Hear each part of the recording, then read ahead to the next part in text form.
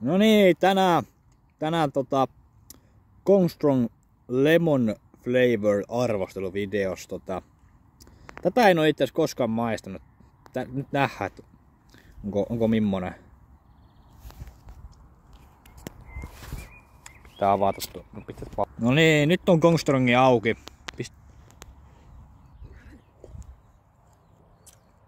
Joo. Tuko tsekkiä sisällä? No tässä nyt ei näe, mutta näkyy siinä vähän, mutta tää valo. Tuo on tommoista keltaista tuo sisällä oleva. Vähän iljettävän näköinen, mutta joo. Helvetin oli tää joku euro. Joku alennus. Ei tää nyt mikään hyvä oo, mutta ei mikään hirveenkään. Tää on oikeesti ihan Olettiin vähän tosiaan paska, mutta oikeesti aika hyvä.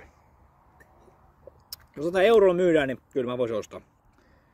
Sanotaan, että 4/5. Aika vörtti.